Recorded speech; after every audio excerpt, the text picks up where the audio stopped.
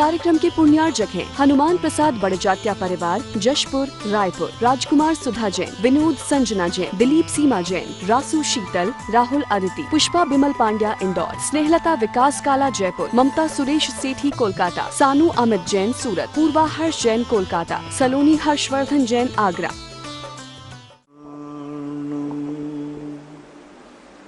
नमो सिद्धाणं नमो आयर्याणं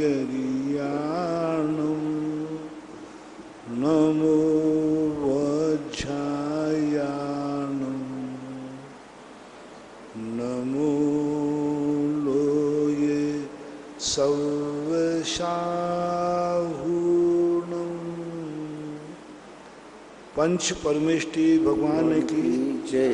आचार्य श्री गुरुवर कुंद कुंद महाराज की जय। आचार्य श्री गुरुवर विद्यासागर जी महाराज की जय। परम पूज्य निर्यापक श्रमण मुनि श्री सुधा सागर जी महाराज की जय। परम पूज्य महासागर जी महाराज की जय। डॉक्टर मगन जैन आष्टा गुरुवर नमोस्तु। महाराज जी, इनकी जिज्ञासा है कि मिथ्याभिनिवेश और प्रतिनिवेश ये क्या कहलाता है और इसमें जीव के गुणों का घात कैसे होता है? गुणों का घात कैसे होता है? गुणों का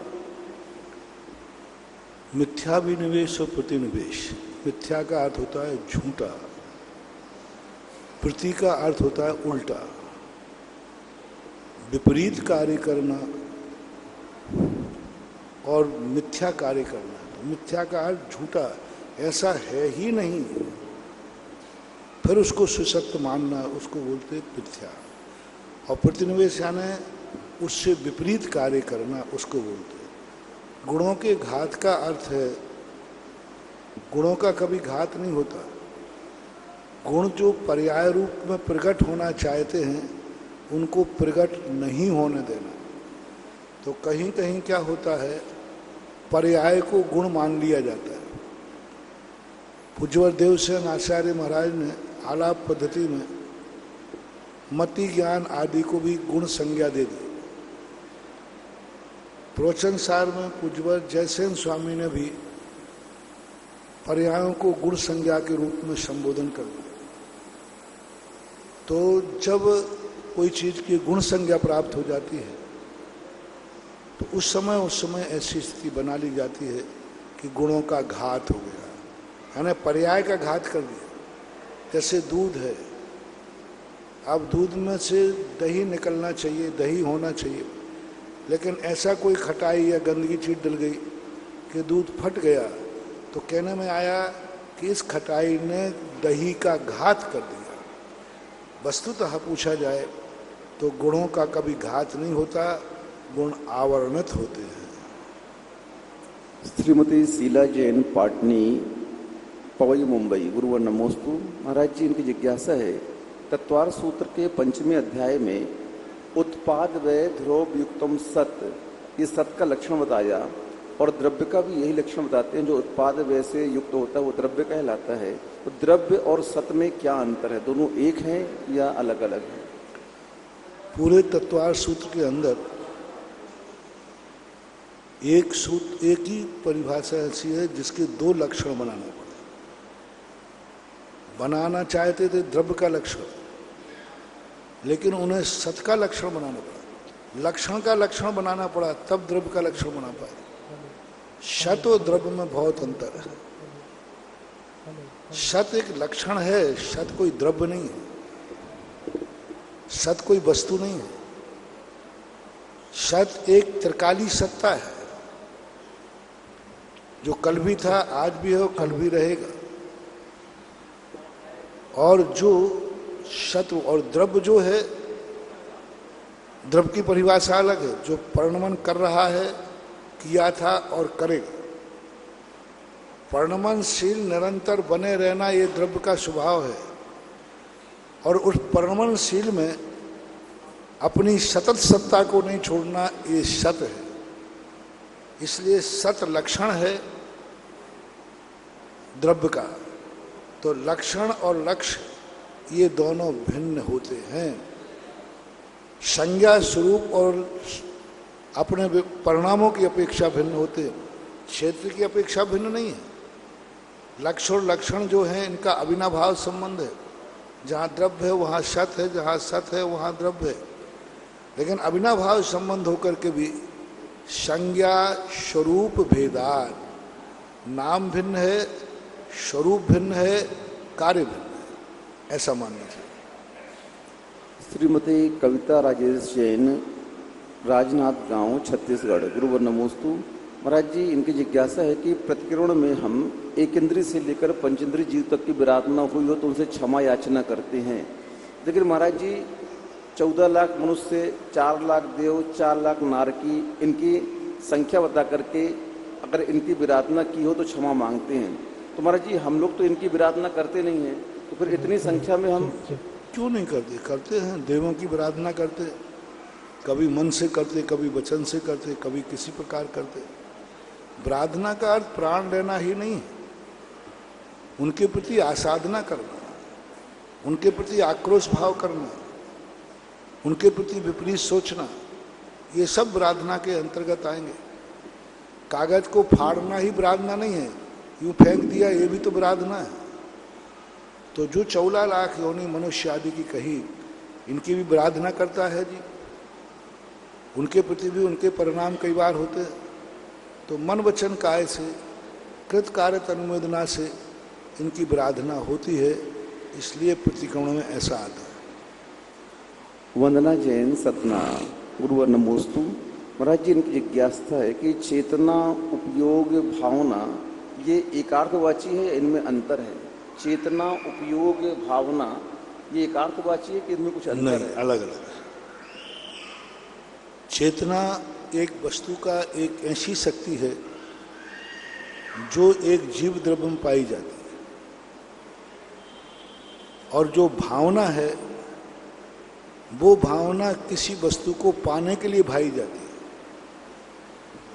और चेतना जो है अनुभव की चीज है, जो तत्क्षण अनुभव में आ रहा है, चेत आ रहा है, मैं भावना भा रहा हूं, ऐसी जो अनुभूति हो रही है वो चेतना है। और भावना है कि जिसको हमें पाना चाहते हैं उसकी हम भावना बात। उपयोग कैसे कहते हैं? चैतन्य अनुविधायी उपयोग। चैतन्य का जो अनुविधायी है, अनुकरण करता है, एक नहीं है। उपयोग और चेतना एक नहीं है, बहुत भिन्न है। उपयोग एक ज्ञान दर्शन की क्रिया है, चेतना उस क्रिया का साक्षीकरण है, अनुभवकरण है। जैसे कोई व्यक्ति कुछ खा रहा है तो जो खाने में आ रहा है और उसके बाद जो अनुभव कर रहा है कि मैं खा रहा हूं, हूं शब्द की जब अनुभूति होती है वो चेतना होती है। उपयोग की अनुभूति होती है कि मुझे यह कार्य करना, अपना मन, अपना ज्ञान दर्शन जिस कार्य को करना है उसमें लगा देना, वो उपयोग कहलाता है। और भावना जो अभी प्राप्त नहीं हुई है, प्राप्त करने का भाव करना, ये भिन्न है। तीनों एक अर्थवाची नहीं है, तीनों का बिल्कुल अर्थ क्रिया भिन्न है, तीनों का स्वरूप भिन्न है, तीनों का कार्य भिन्न है।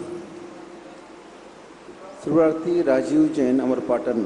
गुरुवर नमोस्तु। महाराज जी, इनकी जिज्ञासा भी सम्यक दर्शन को लेकर के है कि आस्था, विश्वास, श्रद्धान ये भी एक है या इनमें कुछ अंतर है? अब ये सब क्या है, रूढ़ अर्थ होते हैं। धर्म की दृष्टि में श्रद्धा का प्रयोग किया जाता है। व्यवहार की दृष्टि में जब क्रिया रूप परिणत होते तो ये तुम कार्य क्यों कर रहे हो? मेरी आस्था है, आस्था है। जब किसी कार्य को करता है तो वहां लोक व्यवहार में आस्था शब्द का प्रयोग करते हैं। श्रद्धा शब्द एक धार्मिक शब्द का प्रयोग है, और जो विश्वास है ये दूसरों पर किया जाता है, सामान्य व्यवहार में देखा जाता है। तो इनके एक अर्थ भी बना सकते हैं और विवक्षाओं को लेकर इनमें भिन्नता भी रहती है। जैसे आप लोग करते हो तो उसे भोजन कहते हैं, और साधु करता है तो उसे आहार कहते हैं। आप लोग कभी ये नहीं बोलते मेरा आहार हो गया, और साधु को कभी नहीं बोलते कि साधु का भोजन हो गया। दोनों को कोई मतलब नहीं है, लेकिन ये रूढ़ संज्ञाएं कहलाती हैं। कभी कभी विषय वस्तुओं को लेकर के एकार्थवाची नाम शब्द जो हैं वे अनेक अनेक रूप में प्रयोग किए जाते हैं। अर्थ एक ही रूप में है, लेकिन जब श्रावक से पूछेंगे तो आहार नहीं कहेंगे, भोजन कहेंगे। तो अब ये रूढ़ हो गया। अलग से मुनि के लिए आहार कह दिया, ये रूढ़ कर दिया एक क्षेत्र के लिए, और दोनों का अर्थ एक ही है। पदमचंद जैन काला भीड़ वाला, गुरुवर नमोस्तु। महाराज जी, इनकी जिज्ञासा है कि इन्होंने समयसार ग्रंथ कभी पढ़ा नहीं है, तो समयसार जी ग्रंथ में किसका वर्णन है और समयसार जी पढ़ने की योग्यता किसको होनी चाहिए? समयसार में उस साध्य का वर्णन है जिसको सम्यक दृष्टि ज्ञानी प्राप्त करना चाहता है। प्राप्त नहीं है, प्राप्तव्य है। समयसार में उसका वर्णन है जिसके माध्यम से वह शुद्ध दशा प्राप्त की जाती है, यानी निश्चय नय को प्रधानता करके, और उस वस्तु स्वरूप का कथन किया है जहां पर संपूर्ण जाकर के व्यक्ति विराम ले लेता है। लोगों में ये भूल हो गई कि समयसार की अनुभूति जो है हम करते या तुम करते, नहीं, कोई नहीं करता। शुद्धोपयोग का नाम भी समयसार नहीं है। कारण समयसार और कार्य समयसार के संबंध में जब चर्चा की पूज्यवर अमृतचंद सूरी महाराज ने, तो उन्होंने कारण समयसार को क्या बताया? अभेद रत्नत्र, शुद्धोपयोग दशा, यथाख्याचारित्र, ये सब कारण समयसार है। कार्य समयसार क्या है? इन सबके फल रूप कुंदकुंद स्वामी कहते हैं कार्य समयसार वह है पाणिद मदिकंताणम नानम बिंदंती जे जीवा। जो व्यक्ति, जो जीव प्राणों से अतिक्रांत होकर के अपनी चेतना का जो अनुभव करता है वो है शुद्ध समयसार, और उसके पहले जो है कारण समयसार है। और फिर जो चरणान योग में व्याख्याएं आदि की जाती हैं वो कारण समयसार नहीं है, कारण समयसार का कारण समयसार परंपरा से। ये 28 मूल गुण पालन करना, मुनिव्रत पालन करना, ये कोई मोक्ष नहीं है, मोक्ष मार्ग भी नहीं है, मोक्ष मार्ग का मार्ग है। सपोज कीजिए आप लोगों को शिखर जी जाना है तो स्टेशन से गाड़ी मिलेगी, लेकिन घर से स्टेशन के भी मार्ग हैं, वो भी रास्ते ही है। तो ये 28 मूल पालन करना, मुनिव्रत पालन करना, ये सब मोक्ष मार्ग नहीं है, मोक्ष मार्ग के मार्ग हैं। मोक्ष मार्ग क्या है फिर? मुनिव्रत नहीं, मुनिचर्या नहीं, मोक्ष मार्ग है सम्यक दर्शन ज्ञान चारित्राणी मोक्ष मार्ग। अब यहां पर यह व्याख्या समझना, जहां जहां मुनिव्रत हैं वहां वहां मोक्ष मार्ग हो ये कोई नियम नहीं है, क्योंकि मुनिव्रत धार अनंत वार ग्रैविक उपजायो। मुनिव्रत तो मिथ्या दृष्टि धारण कर लेता है, मुनिव्रत तो अभव भी धारण कर लेता है। इसलिए जहां जहां मुनिव्रत हैं वहां वहां मोक्ष मार्ग हो ये कोई नियम नहीं, लेकिन जहां जहां मोक्ष मार्ग है वहां वहां मुनिव्रत अवश्य है। इसलिए कारण के कारण को भी हमें स्वीकार करना चाहिए, जिसे हमारे यहाँ परंपरा से कारण कहते हैं। हम क्या करते हैं, समयसार पढ़ने के बाद परंपरा के कारणों को भूल जाते हैं, हम उपकारी को भूल जाते हैं, और परंपरा के जितने कारण बनते हैं उनकी उपेक्षा कर देते हैं, तो गलत हो जाता है। इसलिए कारण समयसार और कार्य समयसार, समयसार के में भी प्रारंभ करते उन्होंने कहा समयसार क्या है? जो दर्शन ज्ञान चारित्र नहीं इसमें स्थित है। दर्शन ज्ञान चारित्र होना अलग चीज है, दर्शन ज्ञान चारित्र में स्थित होना अलग चीज है। कई बार व्यक्ति, आप लोग कोई वस्तु ले लेते हो, जरूर नहीं कि आपका उपयोग उसमें हो। दर्शन ज्ञान चारित्र भी धारण कर लिया जीव ने, लेकिन वो दर्शन ज्ञान चारित्र में स्थित नहीं है। वो अभी समिति पालन करने में स्थित हो रहा है, बहिर्मुखी हो रहा है। अब जब वो रत्नत्रय में स्थित हो जाता है, अभेद रत्नत्रय में, उसे पूज्यवर कुंदकुंज स्वामी समय सार कहते हैं। श्रीमती रजनी जैन लोहाड़िया, रजत पथ, मानसरोवर, जयपुर। गुरुवर नमोस्तु। महाराज जी, इनकी जिज्ञासा है कि सामान्य केवलियों की गंधकुटी लग जाती है, लेकिन मुख केवली और अंतःकृत केवली की गंधकुटी क्यों नहीं लगती? उनका केवल ज्ञान तो एक ही है। गंधकुटी लगना एक पुण्य प्रकृति है। आचार्य ज्ञान सागर महाराज जी ने प्रवचन सार की चारे चूलका की हिंदी करते हुए लिखा कि जो कुछ भी वैभव मिलता है तीर्थंकरों को, केवलियों को, वो पुण्य कर्म के उदय से मिलता है, शाता वेदनी कर्म के उदय से मिलता है। तो गंधकुटी आदि लगना ये केवल ज्ञान का लक्षण नहीं है, अरहंत का लक्षण नहीं है, ये पुण्य प्रकृति का कार्य है। किसी साधु का, किसी अरहंत का इतनी पुण्य प्रकृति है कि वह गंधकुटी लगती है उनकी, लेकिन किसी अरहंतों की नहीं है, मूक केवली है। मूक केवली का अर्थ, केवली तो सभी मूक ही रहते हैं, लेकिन उनकी दिव्यधुरी नहीं गिरती। एक पूर्व 8 वर्ष अंतर मुहूर्त कम, एक पूर्व कोटि वर्ष तक मूक केवली रह सकते हैं, आकाश में घूम रहे हैं, कुछ कहीं उपदेश नहीं। दूसरा केवली जहां बैठ जाए वहां दिव्यधुनी करना चालू हो जाती है। तो ये सब पुण्य की बातें हैं, ऐसा मानना चाहिए। कैलाश चंद जैन, अलखधाम नगर, उज्जैन। गुरुवर नमोस्तु। महाराज जी, इनकी जिज्ञासा है कि घर में जो मंगल कलश रखे जाते हैं, सफाई के लिए उन्हें उठाना पड़ता है, तो उन्हें उठा सकते हैं क्या सफाई के लिए? कोई बात नहीं, उठा सकते हैं। श्रीमती चंदा जैन, आष्टा। गुरुवर नमोस्तु। महाराज जी, ये पूछ रहे हैं कि सम्यक दृष्टि को अपने गुणों का आंकलन किस प्रकार करना चाहिए?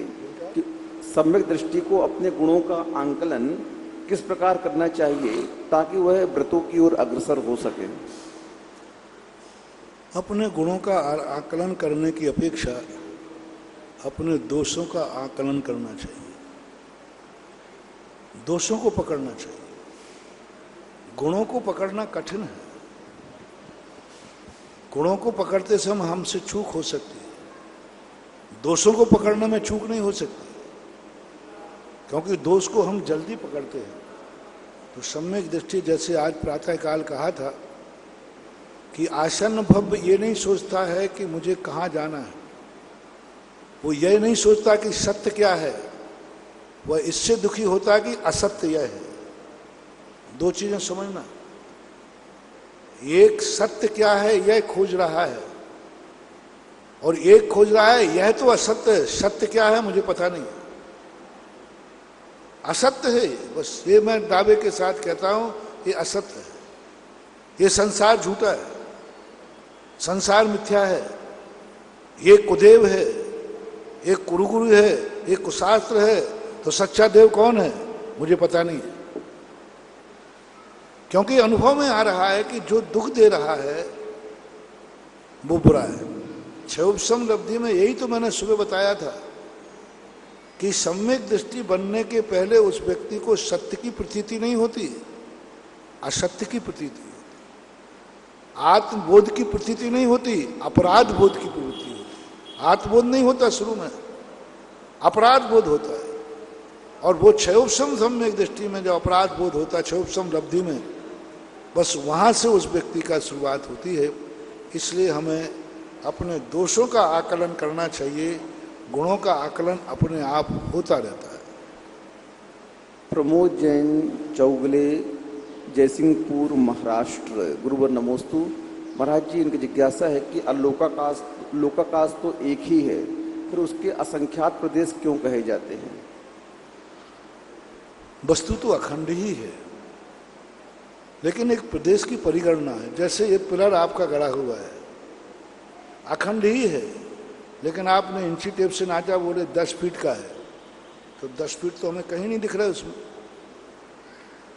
तो एक मापदंड है प्रकृति के द्वारा कि एक परमाणु जितने स्थान पर ठहरता है उसे एक प्रदेश कहते हैं। तो पूरे लोकाकाश में कितने परमाणु स्वतंत्र ठहराएं तो हो गए, उसकी अपेक्षा, गणना की अपेक्षा। ये पिलर 10 फीट का है, पिलर में 10 फीट नहीं है, लेकिन हमारे फीट से हमने नापा तो 10 फीट है। इसी प्रकार मानना चाहिए, वस्तु तो अखंड ही है, उससे खंड, प्रदेशों की गणना से वस्तु खंडित नहीं हो जाती। अभिषेक जैन, जबलपुर, गुरुवर नमोस्तु। महाराज जी ये पूछ रहे हैं कि जैसे जैन समाज में बहुत सारे गोत्र होते हैं, अग्रवाल, जायसवाल, पोरवार, पल्लीवाल, सरावगी, बघेरवार, तो क्या इनका आपस में संबंध हो सकता है शादी ब्याह आदि? पहली बात तो ये बाल जो है ये खतरनाक है, तुम्हारे लिए भी हमारे लिए भी, इसलिए हम तो उखाड़ के फेंक देते हैं और तुम लोग उखाड़ नहीं पाते हो, इसलिए बालों के चक्कर। वस्तुतः किसी भी आगम, किसी भी शास्त्र में इनका नामकरण नहीं मिलता। किसी भी आगम में कोई भी तीर्थंकर आदि के साथ गोत्र तो मिलते हैं, लेकिन जो वर्तमान में जातियों में बाल चल रहा है, इनकी चर्चा मात्र 9वीं और 10वीं शताब्दी के बीच शुरू हुई। जितने भी बाल हैं सबका इतिहास प्रायः बहुतायत हमने देखा, और उन इतिहासों में यही खोजने में आया कि ये जितने ये प्रजातियों का रूप आज वर्तमान में चल रहा है, ये 9वीं और 10वीं शताब्दी से आगे नहीं जाती। कुंदकुंद स्वामी कौन से वाले थे, कोई नहीं लिखा। उनका हो कि दक्षिण में कोई जाति थी तो भी नहीं लिखा। तो ये जातियां बाद में चली हैं, और मैं तो ये कहता हूं पहले बाले होता है फिर बाल हो जाता है। पहले बाल होता है कि फलाने बाले, और वो ये हट जाता है, और खंडेला वाले थे, जैसे खंडेल बाल की बात कहूं तो वस्तुतः खंडेल बाल कोई जाति है ही नहीं, खंडेला वाले थे, खंडेला वाले। तो खंडेला वाले कहते कहते खंडेल वाल। जैसलमेर के थे तो जैसलमेर वाले कहते हैं जैसवाल हो गए। पोरबंदर के थे तो परवार हो गए। बघेरा के थे, बघेरा यहाँ गाँव है, याद है, तो बघेरा वाले कहलाते थे, बघेरा वाले। और बघेरा वाले कहते कहते केकड़ी के पास है बघेरवाल हो गए। मैंने बघेरा में जब गया वहाँ इतिहास पढ़ा तो मैंने कहा तुम बघेरवाल हो कहाँ थे, बोले बघेरा के थे। इस प्रकार से गोलवाट के थे तो गोलालारे हो गए। तो इस प्रकार के ये गांवों से, तीर्थों के नाम से आज वर्तमान में इन्हीं पर जोर है। आगम की दृष्टि से गुरु एक हो, धर्म एक हो, शास्त्र एक हो, ये सब जहां मिलती हो उनमें संबंध करने में कोई बाधा नहीं है। बस, और परंपरा एक ही पीढ़ी का नहीं, आगे और पीछे पीढ़ी का। आगे नहीं तो तुम कहो कि बच्चे बच्ची अपना मिलाने, नहीं, माँ बाप भी। हमारे यहाँ धर्म की दृष्टि से कम 5 साकें मिलना चाहिए। पहले 8 साकें मिलाई जाती थी। 8 साकों का देखा जाता था कि 8 पीढ़ी से ये कौन सा धर्म मान रहे हैं, कौन से आचार विचार है। धीरे धीरे करके लगभग 100 साल पहले एक बहुत बड़ी मीटिंग हुई थी। उसमें 8 साकों के स्थान पर 5 साकें आई। जैन हितैषी पेपर में इसमें बहुत बड़ा लेख छपा था। और 5 साकों का अर्थ यही था कि कम से कम आपकी 2 आपकी और 2-2.5 आपके माता पिता के ननिहाल पक्ष की, दोनों पक्षों में एक आचार हो। जैसे मान लीजिए आप किसी बच्ची से शादी करना चाहते, बच्चे से शादी करना चाहते, तो उस बच्चे के बाप भी क्या वही धर्म मानते हैं? क्या बच्चे के बाप का वही आचरण है? क्या बच्चे के बाप के वही गुरु हैं? एक दूसरा, क्या बाप के बाप यानी दादा भी वही धर्म मानते हैं? दादा के भी वही गुरु हैं, दादा का भी वही धर्म है? तो एक तरफ की शांख बढ़ गई। दूसरा देखिए, ननिहाल पक्ष में, जिसका ननिहाल पक्ष है, तो इसकी मां क्या वही धर्म मानती है? क्या मां की मां भी वही धर्म मानती है? मां की मां जो नानी कहते, फिर उस मां की मां वह धर्म मानती है क्या? जब ये 3-3 पीढ़ियों से एक ही देव, एक ही गुरु, एक ही सास, एक ही आचार विचार के बनते हों, उनसे तुम्हारे संबंध हो सकते हैं। मैंने रामायण बता दी, अब तुम जानो तुम्हारा। महाराज जी, यहाँ पर एक प्रश्न और उठता है कि एक गोत्र में संबंध क्यों नहीं किया जाता है? इसके संबंध में बहुत सारे, मैंने डॉक्टरों से इस पर चर्चा की, वैज्ञानिकों का भी इसमें अलग सिद्धांत है। डॉक्टर लोग भी इसको गलत मानते हैं। इसका ब्लड से, खून से संसर्ग है, इसके संबंधों के बहुत साइड इफेक्ट हैं। अब विस्तार से आप डॉक्टरों से कहें, और मैं इतना ही कहूँगा, क्या ना तो वैज्ञानिक दृष्टि से ना धर्म की दृष्टि से ये नुकसानदायक ही है। डॉक्टर लोगों ने इसके ऊपर बहुत चर्चा की और उन्होंने सिद्ध किया, एक डॉक्टर थे, उन्होंने सिद्ध किया कि यदि इस प्रकार के संबंधों में भविष्य में अंत में क्या क्या रिएक्शन होते हैं, उनकी संतानें किस प्रकार की होती हैं।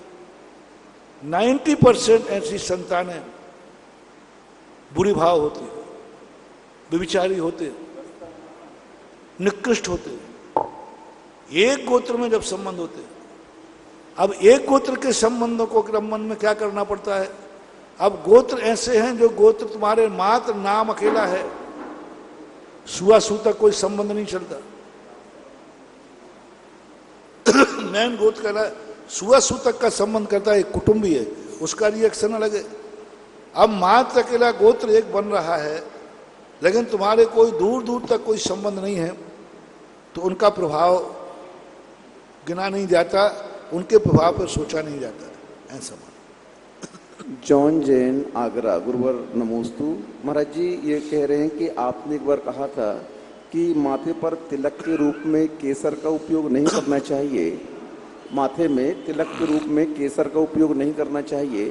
तो महाराज जी, केसर माथे में लगाने में क्या प्रॉब्लम है, और पूजन में भी द्रव्य आदि में केसर का नेचर क्या है आप लोग बताएं, ठंडा है या गर्म? गरम। बस ये तो आप लोग देख लीजिए। माथे पर तिलक लगाने का अर्थ है ठंडा। चंदन का तिलक ही बताया गया है, शास्त्रों में वर्णन नहीं मिलता है चंदन। और जब भगवान को चढ़ाते हैं, वहां भी जितनी पूजाएं देखी, शम में चंदनम निरुपामती स्वाहा, केसरम नहीं लिखा। और केसर गर्म है, वहां हम कह रहे हैं संसार ताप विनाश के लिए हम प्रतीक रूप में ठंडी चीज चढ़ा रहे, वहां तुम केसर चढ़ा रहे तो और बढ़ेगा कि नहीं। इसलिए पूजा में निषेध नहीं किया हमने, चंदन के स्थान पर केसर नहीं चढ़ाना। पूजा में तो आप लेंगे, रावण पूज्यवर जिनसेन स्वामी ने प्रतिष्ठा पाठ के अंदर केसर से चावलों को रंगने का स्पष्ट उल्लेख किया, नाम लेके किया। केसर से रंगे हुए चावल पुष्प संज्ञा को प्राप्त हो जाते हैं। तो पूजा के लिए मेरा निषेध नहीं है, चंदन के स्थान पर मत चढ़ाना, और माथे पर तिलक लगाओ तब नहीं लगाना, क्योंकि ये विपरीत फल देने वाले हैं। मनुष्य जीवन तभी सार्थक है जीवन संयममय और मरण समाधि पूर्वक हो।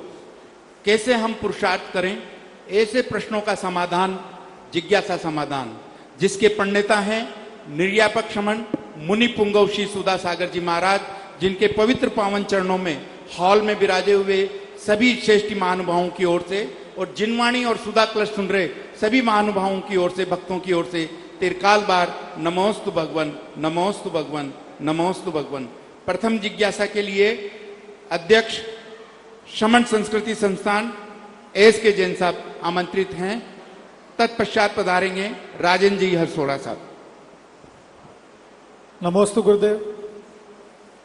गुरुदेव, हम लोग जब भी सामायिक करते हैं या नमोगा मंत्र की माला फेरते हैं, कोशिश करते हैं कि भगवान की मूर्ति हमारी आंखों में, हमारे दिल दिमाग पे रहे, लेकिन बड़े सारे भाव आते हैं और वो एक कंसंट्रेशन जो है ना, एक एकाग्रता नहीं बन पाती है, ध्यान बढ़ जाता है। तो हम क्या करें कि हम सामायिक और जब भगवान की हम उसकी प्रतिमा को निहार रहे हैं तो हमारा ध्यान उसमें लगे, इधर उधर नहीं भटके। नमस्ते। मन एक संस्कारों को पकड़ता है। 24 घंटे हमारे जो क्रियाएं चलती रहती हैं, मन उसको कैच करता है। और जब हम शांति से बैठते हैं तो मन उसी तरफ दौड़ता है। या तो मन पर इतना कंट्रोल कर लो कि मन को तुरंत बदल सको। 1 मिनट पहले तुम्हें कोई भी बात विकल्पात्मक आ रही, दूसरा प्रसंग आते उसको भूल जाओ, तुरंत अपने मन को पलटो। तो व्यक्ति वह मन कितने भी कार्य कर ले, सामायिक का समय आते ही सामायिक में बैठ जाएगा। हम दिन भर में आप लोगों के इतने लोग आते हैं, इतनी चर्चाएं करते हैं, यदि ये चर्चाएं हमें सामायिक में याद आ जाए तो हमारे जो सामायिक का भगवान ही मालिक है।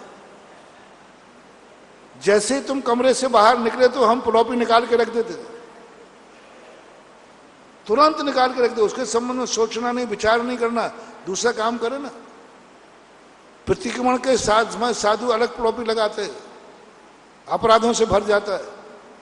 तुरंत प्रतिक्रमण सामायिक करता है तो क्या सत्य और क्या असत्य, क्या न्याय अन्याय क्षमता में बैठ जाता है। कितने जल्दी भाव पलट दिया साधु ने। दुनिया में कोई मेरा नहीं, मैं किसी का नहीं, सामायिक में बैठते समय। और जैसे ही सामायिक से उठा तुरंत कहता है, देखो तुरंत प्रोपी बदल दी। अभी एकाकी में हुआ था, तुरंत प्रोपी बदलते ही सामायिक उठते ही कहता है, दुनिया मेरी है, मैं दुनिया का हूं। सत्येषु मैत्रिम गुणशु प्रमोदम। सामायिक में जब अंदर गया था तो क्या कह के गया था, कोई मेरा नहीं, मैं। और सामायिक से उठते ही क्या कहा, सारी दुनिया मेरी है और मैं दुनिया का हूं। तो अब इतनी कला यदि शक्ति आ जाए कि तुरंत मन में पलटने की, तो फिर जम किंच विचिंतन तो निरीही वित्ते हवे गदा साहु लद्दूणम ए अत्तम तदाहु तम निश्चयम झाण। पूज्य नमीचंद महाराज ने कहा, जम किंच विचिंतन, कुछ भी चिंतन करो, बस उसके संस्कार मत बनने दो। तो लेकिन आप लोग गृहस्थ लोग होते हो, कोई भी चीज करते हो तो संस्कार पहले आते। एक सुदर्शन थी, 6 तामा है, सुबह में शौच को जाया करता था। एक सूखे टैंक में एक कुत्ते का बच्चा गिर गया, उसकी आवाज से मैंने देखा तो निकाला, तो पूरी रात भर टैंक में गिर के घूमता रहा रास्ता। और उसको जैसे ऊपर निकाल के रखा तो भागा ने ऊपर भी घूम रहा है। अब वो अब फ्री हो गया, ऊपर घूम रहा है। मैंने कहा देखो ये रात भर का संस्कार है। ऐसे ही मन होता है, जो संस्कार बन जाते हैं। हम शांति से माला भी फेरे हैं तो मन वहीं घूमता रहता है जहां दिन भर घूमता रहा था, ऐसा मानना चाहिए। पूज्य गुरुवर के चरणों में बारंबार नमोस्तु नमोस्तु नमोस्तु। गुरुवर, ये प्रश्न है तन्वी जैन बड़जात्या उज्जैन से। वो पूछती हैं, महाराज जी जो 700 मुनियों पे उपसर्ग आया, रक्षाबंधन का जो पर्व हम मनाते हैं, तो वो क्या सबका सामूहिक अंतराय कर्म का उदय था या कोई कर्मबंध था, ऐसा ही?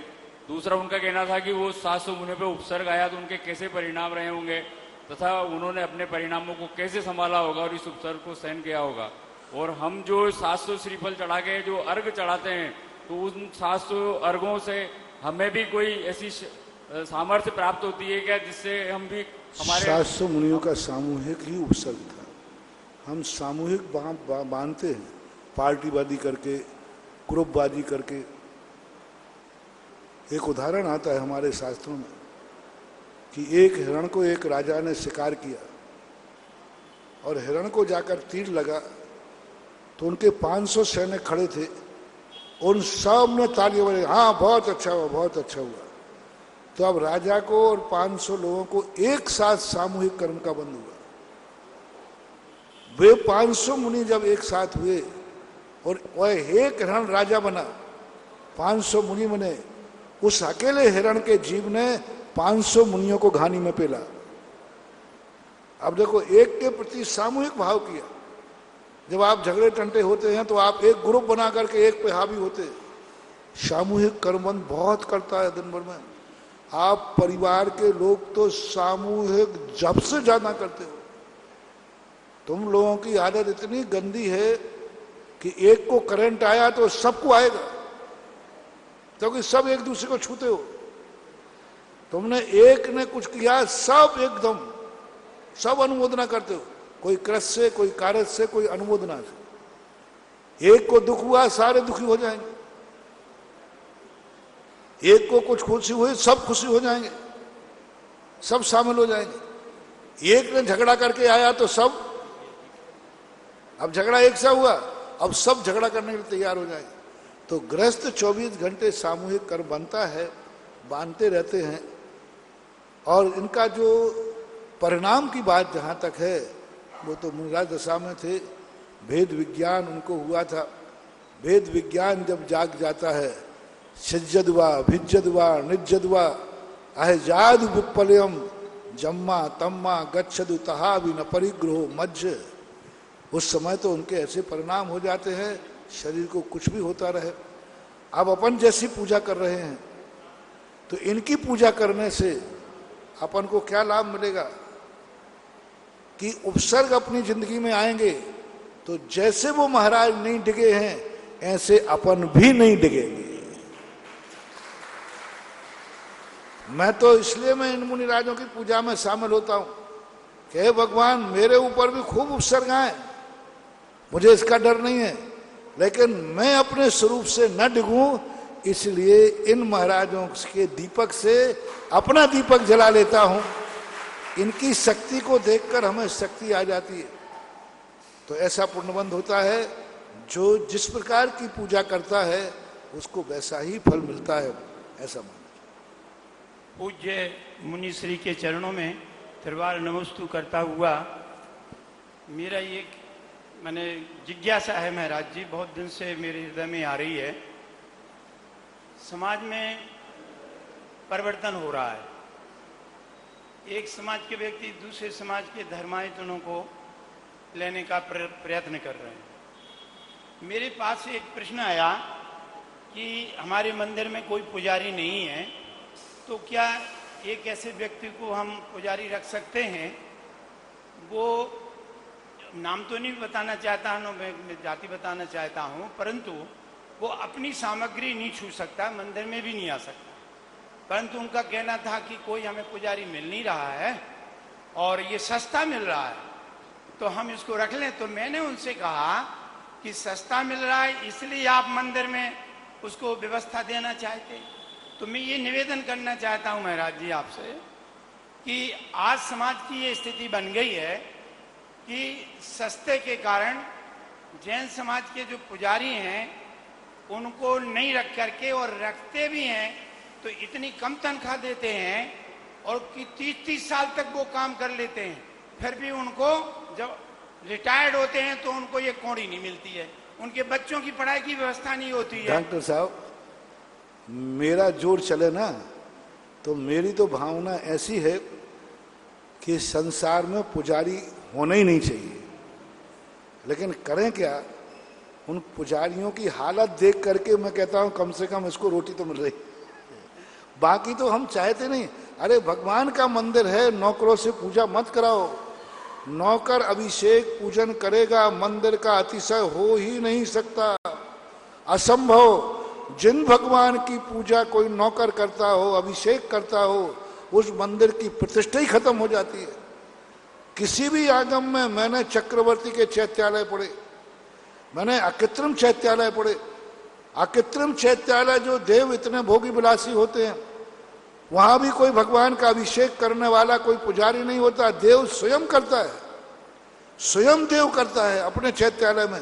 अब बोलो वहां भी तो नीचे ऊंचे देव होते हैं, छोटे बड़े देव सब होते हैं, तो बड़े देव के चैत्यालय में छोटा देव अभिषेक करे? नहीं करता।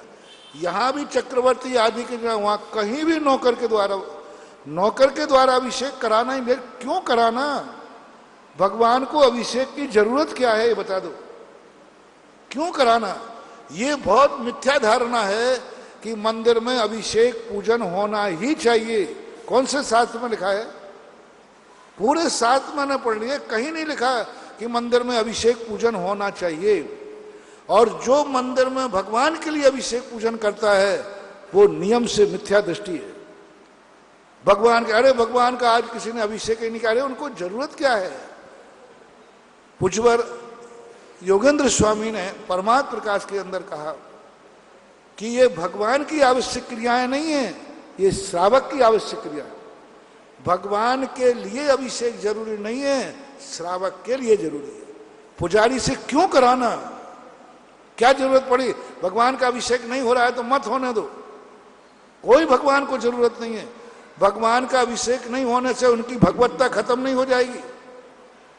गंधोदक चाहिए हो तो अभिषेक है, गंधोदक चाहिए ही नहीं तो अभिषेक करके क्यों भगवान को गीला कर रहे हो? गंधोदक लेने वाला हो तो अभिषेक करो, अन्यथा नहीं करना चाहिए। तो ये पुजारियों से, नौकरों से भगवान का अभिषेक कराना भगवान की प्रतिष्ठा का नाश करना है और जैनागम का बिल्कुल विप्लव है, उल्टा है। कराना ही नहीं चाहिए। अभिषेक ना हो तो ना हो, लेकिन नौकर से अभिषेक नहीं कराना चाहिए। भगवान को अर्घ चढ़े या ना चढ़े, लेकिन नौकर से नहीं कराना चाहिए। 20 साल से मैं ये अभियान छेड़ रहा हूं, तीर्थ क्षेत्रों पर भी अभिषेक में नौकरों से नहीं होने दे रहा हूं। डॉक्टर साहब, तीर्थ 50 किलोमीटर तक भी समाज है, मैं उनके जाने आने की व्यवस्था का मैं सोच रहा हूं। अभी चौलेश्वर पारसनाथ में कोई समाज नहीं, 40 गांव को लोग इकट्ठा करके, और आज वहां भक्तों के द्वारा अभिषेक हो रहा है। एक बात। दूसरी बात जो आपकी है, कम से कम बाप दादों से, बलदियत से जैन धर्म को मानने वाला है, लगाना ही है तो उसी को लगाओ। जो जैन धर्म को मानते ही नहीं है, मात्र रोजी रोटी के लिए तुम्हारे लिए कर रहा है, उनसे के लिए विपरीत लोगों को नहीं लगाना चाहिए, चाहे सस्ता मिले चाहे महंगा मिले। सस्ता मिल रहा है इसलिए किसी से लगा लो। अरे रोटी खाने नहीं मिले तो जहर खा लो, क्यों? सस्ता मिल रहा था। रोटी महंगी मिल रही थी तो वो तो महंगी मिल रही थी। नहीं, ऐसी गलती नहीं करनी। अगली जिज्ञासा के लिए पधारें उत्तम जी पाटनी साहब, पधारें। और तैयार रहेंगे शीला जी डोडिया साहब।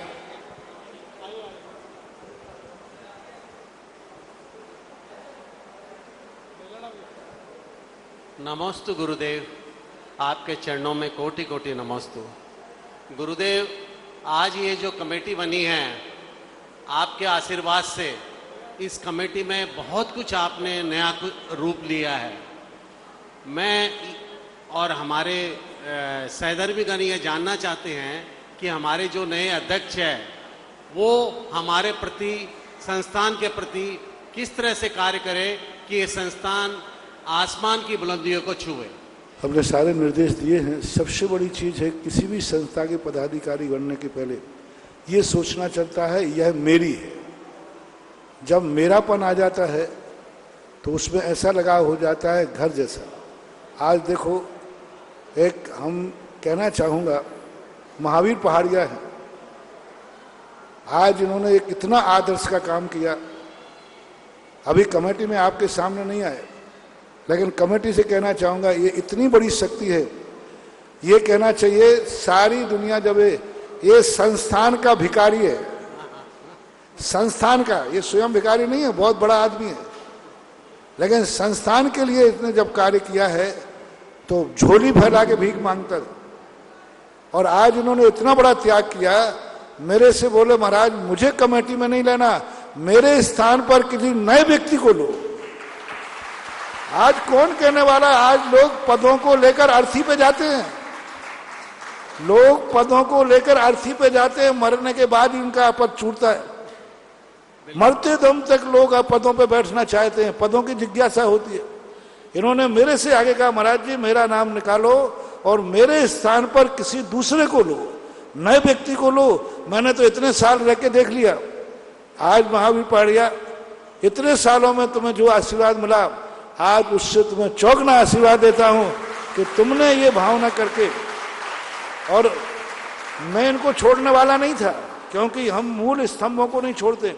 इन्होंने जितनी मेहनत की है, मैं जरूर कहीं, इन्होंने कहा नहीं, एक नए व्यक्ति को जोड़ो, युवा को जोड़ो, नए लोगों को जोड़ो, संस्थान चलेगा। हम तो अब जितना करना था तो कर लिया। महावीर पहाड़िया ने आदर्श नम्र, हर साल 80 साल के ऊपर व्यक्ति हो जाएं, जो वृद्ध हो जाएं, जो अपनी कमेटियों मीटिंग में ना आ सके, कोई काम के लायक नहीं हो, वे स्वेच्छाओं से संस्थाओं के पद छोड़ देना चाहिए और नए लोगों को स्थान देना चाहिए।